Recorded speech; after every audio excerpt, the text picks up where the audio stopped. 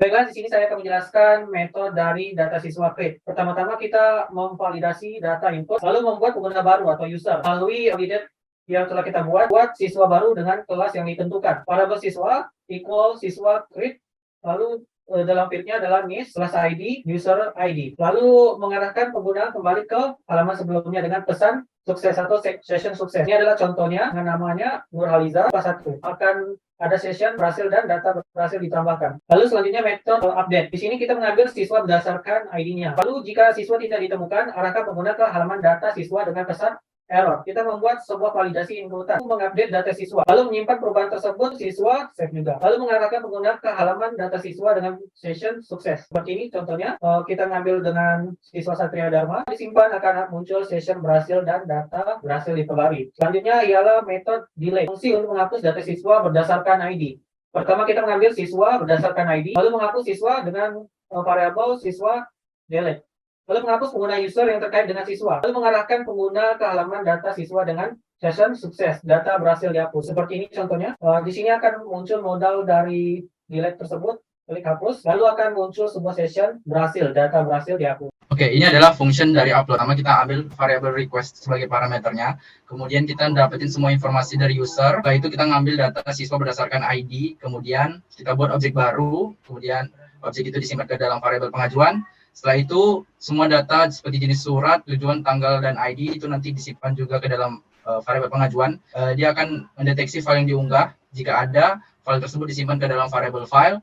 Kemudian nanti diambil nama aslinya untuk disimpan ke dalam variabel file nama. Setelah itu kita simpan ke direktori pengajuan surat, disimpan ke file. Setelah itu, file tadi dimasukkan ke dalam variabel pengajuan. Variabel pengajuannya di save, kemudian nanti akan gunakan metode return untuk mengembalikan ke halaman sebelumnya dan menampilkan pesan bahwa pengajuan berhasil dilakukan. Ini adalah contoh implementasinya. Pertama klik tombol upload, setelah itu kita bisa mengisi semua data-data yang dibutuhkan. Setelah selesai diisi, klik tombol simpan di pojok kanan bawah. Setelah tersimpan akan muncul notifikasi berhasil. Kita bisa mendownload filenya dengan klik tombol download. File download akan berbentuk PDF dan tersimpan ke direktori atau penyimpanan di laptop kita. Di sini saya akan menjelaskan pembatasan record per halaman dengan pagination 10. Metode data siswa mengambil daftar siswa dengan hubungan kelas dan membatasi jumlah data menjadi 10 per halaman. Kemudian mengambil semua data kelas. Kemudian menampilkan halaman indeks dengan data siswa dan kelas yang sudah diambil.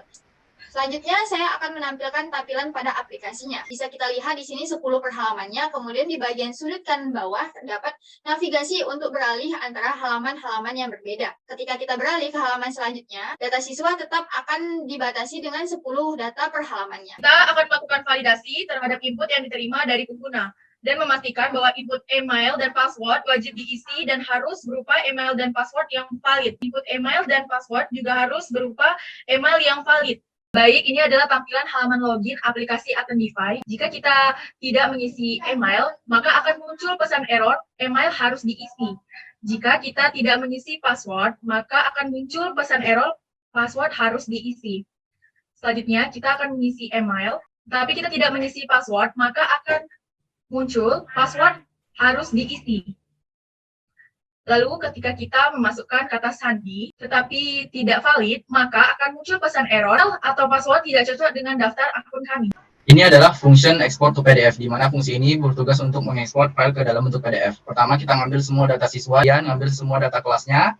Setelah itu kita buat objek DOM PDF-nya. Setelah itu kita render view dengan menggunakan data siswa dan data kelas yang udah kita buat tadi, kemudian load HTML-nya itu ke DOM PDF. Setelah itu kalau mau mengatur orientasinya, kita bisa pakai metode set paper. Setelah itu kita render HTML-nya ke DOM PDF-nya, menghasilkan file PDF-nya, kita pakai metode stream, kemudian nanti filenya akan bernama datasiswa.pdf. Ini adalah contoh implementasinya. Pertama klik tombol PDF-nya, lalu kita download file PDF-nya. Setelah di-download, semua data siswanya akan terformat ke dalam bentuk PDF.